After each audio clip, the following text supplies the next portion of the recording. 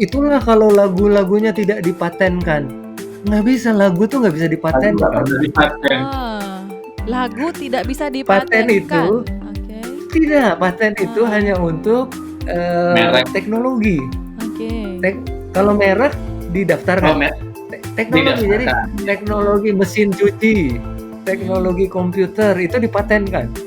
Ya. Teknologi membuat kolintang Hmm. itu membuatnya, teknologi membuatnya. Kalau untuk lagu Tapi sama sekali kolintangnya tidak nggak bisa dipatenkan. Kolintangnya nggak bisa dipatenkan. Desain juga bukan dipatenkan, tapi didaftarkan, dideklarasikan. Gitu. Bukannya, Nah ini kan tidak masalah mudah menggambarkan. Jadi Ya. bayangkan itu kalau orang terbalik-balik, menteri aja terbalik. Pak James, bukannya masalah kolintang ini kemarin sempat berantem dengan negara tetangga ini? Ya, Itu masalah hak paten itu juga, bukan? bukan paten. Jadi sekali lagi ya, hak paten itu hanya untuk teknologi. Jadi kita karena enak banget orang paling enak bicara tentang hak paten. Padahal hak paten itu salah satu hak di dalam hak kekayaan intelektual atau intellectual property rights. Nah, hak paten itu khusus untuk teknologi. Jadi penemuan-penemuan bukan hanya mesin ya. Misalnya penemuan pembuatan tempe. Resep. Resep itu pembuatannya itu patennya itu ada di Jepang. Tempe. Nah, jangan sampai pembuatan kolintangnya itu dipatenkannya oleh negara lain misalnya. Itu salah satu. Betul. Tapi kalau musiknya kolintangnya, musiknya bukan hak paten itu. Oh, baik. Begitu. Nah, ini kalau Pak musiknya James, ya. Kalau lihat di Undang-Undang Hak Cipta ini kan yang pasal 9, pencipta atau pemegang hak cipta sebagaimana dimaksud dalam pasal 8 memiliki hak ekonomi untuk melakukan penerbitan, penggandaan, penerjemahan, pengadaptasian, pengaransemenan. Nah, itu orang jadi takut ini. Sampai aransemen aja mau terjemahkan saja tidak bisa karena itu ada di pencipta. Sekarang pertanyaannya itu tadi apa semuanya itu untuk musik? Enggak. Contohnya gini, apa musik bisa diterjemahkan? Mungkin maksudnya ditranslate ya, bahasa Inggris ke Indonesia bukan itu ya? Nah, itu liriknya. Itu liriknya. Bukan musik. Nah, berarti kan nggak semua untuk musik. Itu makanya pasal 9 tadi harus bacanya mulai dari bagian ketiga. Bagian ketiga. Ada ya? Iya. Yang setiap orang yang tanpa izin pencipta. Itu ya? Nah, kenapa ada bagian ketiga? Bagian ketiga itu bicara tentang hak ekonomi. Oke ya. Nah, sebelum bicara tentang bagian ketiga jangan loncat baca. Ada bagian kedua. Bagian kedua bicara tentang apa? Izin. Coba. Hak moral. Oke ya, kita baca harus dari atas. Nggak apa-apa ya Regina ya? Iya, nggak apa-apa Pak. Hak moral itu merupakan hak yang melekat secara abadi pada diri pencipta. Nah, ini nih penting Mas, secara abadi diri pencipta. Krisya sudah meninggal, Ibu Sud sudah meninggal. Tapi hak moralnya Krisya, hak moralnya almarhum Ibu Sud tetap melekat sampai hari ini. Iya. Apa itu? Yaitu nama beliau itu nggak boleh diganti di lagunya. Karena dia almarhum, diganti sama anaknya. Nggak bisa. Nggak bisa diwariskan. Itu hak moral. Tidak bisa. Hak moral tidak bisa diwariskan. Iya. Termasuk bagaimana kalau dia tersinggung, tidak memberi izin. Terus kalau dia udah meninggal, kasih jauh sekarang. Nggak boleh. Harus dilihat. Kalau dia pada saat dia meninggal, dia misalnya ini contoh ya, ini contoh. Ada satu orang nggak mau kasih lagunya untuk dinyanyikan di sini. Nah, begitu dia meninggal, ya harus begitu terus. Itu hak moral dari dia. Nah, terus ke bawah yang tadi kita bilang hak moral itu ternyata juga nggak boleh merubah, memutilasi sampai terjadi distorsi ciptaan. Ini dia yang orang banyak takut. Memutilasi Jadi, itu contohnya apa? ada Kayak orang TikTok mutilasi lagu itu atau bagaimana? Iya, dan kadang-kadang nih ya, itu sangat subjektif. Misalnya ada lagu yang diperuntukkan untuk sifatnya religius. Nah, terus dimain-mainkan di TikTok menjadi tidak religius. Nah, orangnya marah dong. Ya. Nah, Betul. kalau orangnya sampai marah, artinya ya, dapat izin atau tidak dapat izin. Nih, saya ulangin ya, dapat izin atau tidak dapat izin, orang itu bisa disuruh stop lagu itu, ditarik lagi ulang. Artinya izin itu bukan di depan atau di belakang, pelanggarannya itu yang dilihat. Jadi selama nggak melanggar hak moral tadi, selama membayar hak ekonominya, izin bisa di depan, bisa di belakang. Oke. Nah, selama ini Paham kan dulu ya. Iya. Selama ini terbalik, orang takutannya ya kamu salah apa enggak? Kamu merusak lagu itu enggak? Ngancurin enggak? Kamu mau bawa lari itu doang enggak? Punya haknya mau kamu umpetin apa enggak? Kalau itu ya biar katanya boleh dapat izin pun orang nggak akan kasih izinnya. Tapi selama pas bagian kedua tadi oke. Nah, sekarang baru masuk ke bagian ketiga. Bagian ketiga itu Regina dan para pemerintah semua harap diperhatiin satu-satu ya. Bagian ketiga pasal, jangan langsung pasal 9. Bagian ketiga itu hak ekonomi pencipta dan pemegang hak cipta. Nah, kok dibedain sih? Ada pencipta, ada pemegang hak cipta. Ini aja banyak yang bingung. Apa sih tuh gitu? Itu harus orang jelasin dulu. Pencipta sekaligus dia pemegang hak cipta. Tetapi pemegang hak cipta bisa juga kadang-kadang bukan pencipta. Siapa itu misalnya? Ahli waris. Ketika Krisya sudah almarhum, anaknya dulu istrinya ya, Mbak Yanti ya Andre ya. Tiba-tiba Mbak Yanti juga sudah meninggal tahun ini. Jadi jatuhlah ke anaknya, Pasya namanya, anaknya almarhum Om Krisya. Nah, anaknya Om Krisya ini sekarang menjadi pemegang hak ciptanya lagu-lagunya Krisya. Paham ya? Ya. Tapi bukan dia penciptanya. Betul.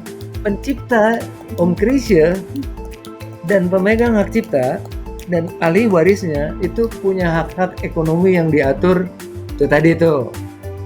Penerbitan ciptaan, penggandaan ciptaan dalam segala bentuknya, bla bla bla bla bla bla. Itu ya. Ya. Ini Nah, ada lalu juga yang setiap orang yang melakukan yang tadi itu, pertunjukan ciptaan, setiap Pak. orang, iya, ciptaan-ciptaan tadi ya, penerjemahan ciptaan. Nah, penerjemahan apa masuk ke lagunya? Enggak, itu cuma liriknya. Kalau Om Krisya atau siapa yang di New York nih deh, Alexander Joy. Oh, Joy Alexander. Bikin lagu, bikin lagu instrumental, apanya yang diterjemahin? Dia kan lagu-lagunya instrumental semua kan? Nggak ada lirik toh? Kan dia hak itu nggak ada itu. Nggak perlu minta izin terjemahannya gitu. Jadi itu dia ya. Nah, sekarang satu-satu ya. Penerbitan ciptaan itu publish. Ya. Nah, itu gimana sih izinnya? Ya iyalah, kalau itu harus pakai izin betul-betul karena itu awalnya dari masih di kepala, baru mau didaftar atau mau dikirim lewat pos balik lagi, terus mau pilih. Ini siapa yang nyanyi? Regina Jo, DP suara bagus, misalnya gitu ya. Nah, Regina harus membuat perjanjian.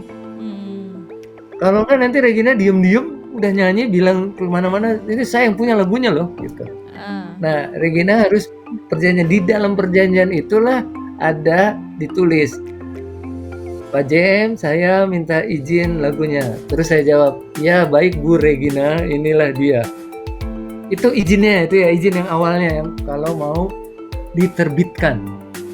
mau di apa namanya kalau zaman dulu mau direkam, mau di launching lah.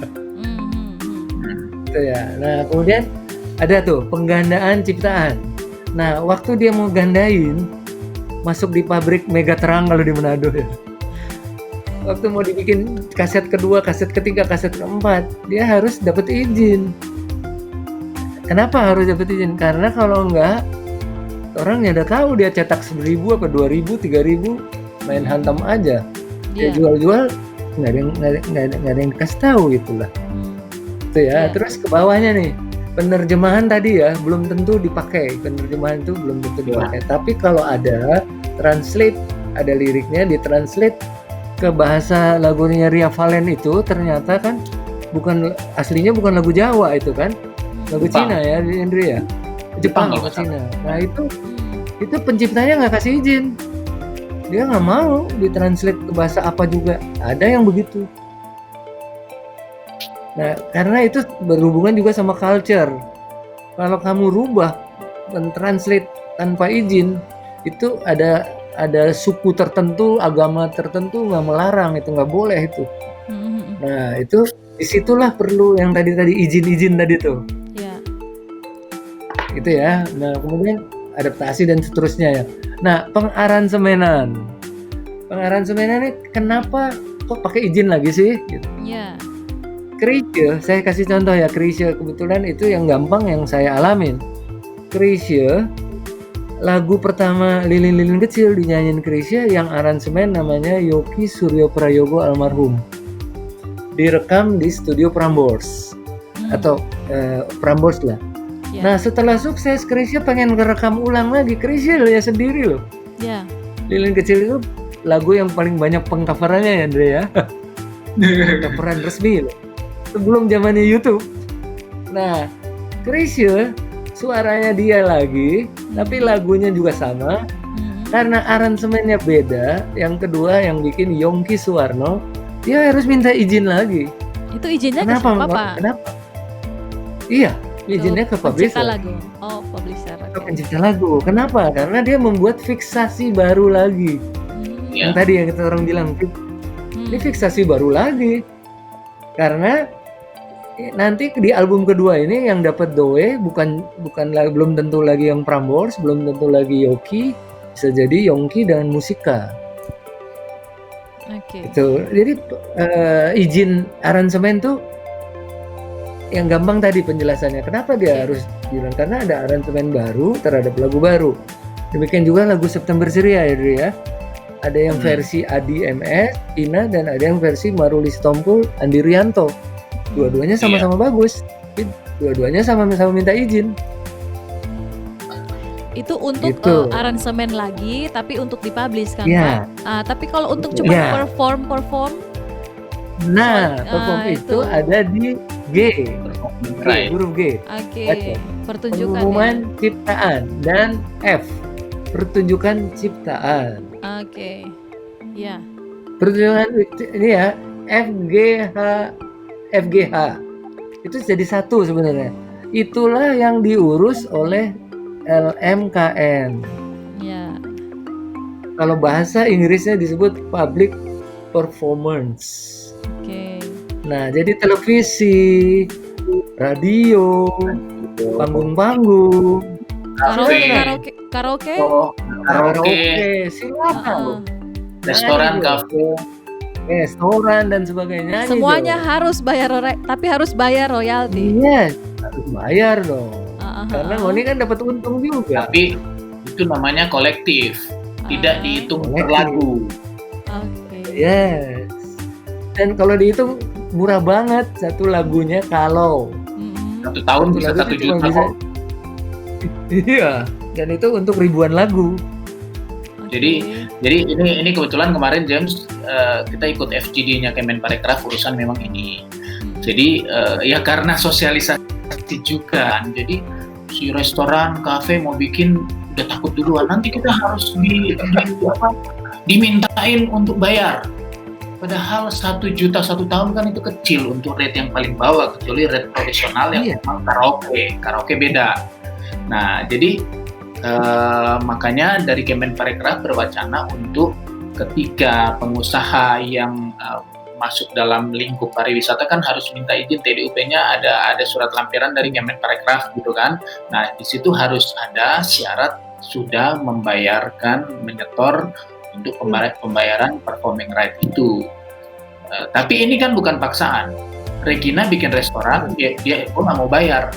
Tapi karena saya tidak akan putar lagu, ya memang nggak masalah juga kan. Selama dia di restorannya tidak pernah putar lagu, tidak pernah ini, tapi ketika dia putar dan kebetulan ada yang tahu, itu baru jadi masalah. Tapi selama tidak juga bukan keharusan kayak gitu. Sekedar putar lagu dari YouTube misalnya, itu juga kena ya restoran, kafe. Selama jadi karena gini, hubungannya yang paling penting adalah komersialisasi sebetulnya. Oke. Ketika kafe itu komersial dan ada orang makan minum di situ dan putar lagu, berarti itu kan lagu itu memang menyenangkan pengunjungnya. Konteksnya. Di situ sudah ada komersialnya. Itu yang harus kita bayar royalti sebetulnya. Kalau cuma di rumah, kafe tidak untuk umum, cuma bar di dalam rumah sendiri, terus putar-putar lagu, ya enggak lah. Kita kan beli lagu itu kita hak mendengar. Gitu. Lebih begitu sih sebetulnya. Jadi hubungannya komersial. Ini ada hubungannya juga misalnya dengan kita bicara yang paling ramai adalah soal YouTube. Cover lagu. Sebetulnya sih nggak seserem itu. Siapapun boleh mengcover selama lagu itu tidak diprotek sama YouTube sendiri. Tapi tidak komersil. Ketika kamu cover lagu sudah dimonetize atau di YouTube-nya atau ada iklan, ada apa, nah itu yang kita harus membayar hak ekonomi si pemilik lagu. Tapi orang-orang banyak yang cover selama dia cuma buat channelnya sendiri dan tidak dicariin duit, tidak dimonetize sebetulnya, walaupun kalau si penciptanya menuntut bisa, tapi kan rata-rata tidak banyak yang menuntut kalau itu tidak dikomersialkan. Ya kita nyanyi James lagu lilin kecil, rekam, masukin YouTube, kita rasa James nggak akan nuntut gitu, karena kita tidak komersialkan. Tapi ketika kita mendaftarkan kita ke channel YouTube dapat duit, itu harusnya James punya hak gitu. Iya, karena biasanya yang jadi masalah biasanya pas cover, terus covernya lebih top dari penyanyi asli, itu dia yang ada kejadian masalah. Biasa sebetulnya. Itu dari awal sebelum ada YouTube, sebelum ada YouTube kejadian itu biasa loh. Pertama misalnya ada lagu I Will Always Love You-nya Dolly Parton, itu kalah populer sama Whitney Houston. Itu nggak ada YouTube. Persoalan cover lebih populer dari yang asli itu udah sering banget terjadi. Jadi ini juga sering menjadi kesalahan cara berpikir orang Indonesia, seolah-olah si pencipta lagu marah sama penyanyi berikutnya. Padahal bukan gitu. Dia sih biasa aja. Kadang-kadang ini yang sering terjadi sebenarnya ada bass lag. Jadi yang satu diem-diem